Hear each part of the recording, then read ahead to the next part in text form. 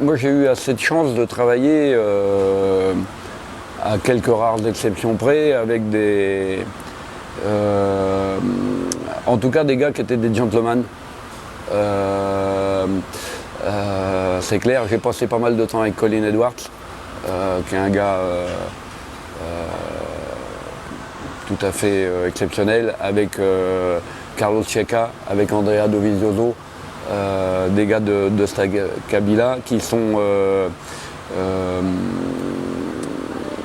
des gens extrêmement honnêtes dans leurs commentaires. Donc ça facilite énormément le travail technique.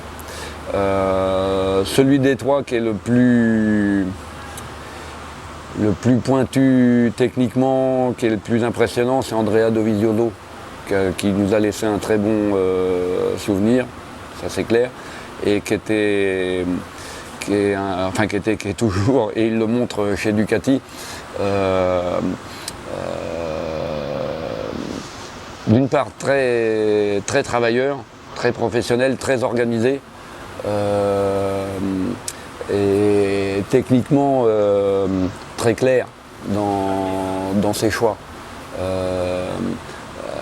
Donc ça c'est aussi, c'est d'une part un bon souvenir et c'est une façon de travailler en tout cas agréable. Ouais, t'es plaisant. Voilà, et un gars impressionnant au niveau mémoire visuelle.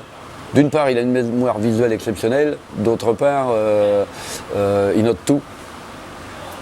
Toutes ses impressions. Il arrive au box à 8h30 le matin, il en repart à 18h30. Il est dans le box ou dans l'arrière du camion, il est là, il est concentré sur son affaire. À la fin de la journée, il connaît tous les tours chrono de chacun de ses pneus, avec le numéro du pneu, avec il tient plus du norvégien ou de l'allemand que de l'italien au niveau organisation et ce qui est étonnant, et en plus un gars très agréable. Voilà, j'ai rarement eu affaire, en fait, en plus, plus les pilotes sont d'un fort niveau de pilotage, plus ils sont faciles à travailler, je dirais. Parce que c'est plus clair et on connaît tout de suite, on connaît leur niveau, eux ils connaissent leur niveau. Si on n'atteint pas nos objectifs, c'est probablement qu'on a des progrès nous à faire. Ou alors c'est eux qui vont vous dire à la fin d'une séance, et c'est extrêmement rare, il n'y a que des pilotes de Stabila qui peuvent le dire, comme ceux que j'ai cités avant, qui te disent cherche pas trop, c'est moi qui n'ai pas allé vite.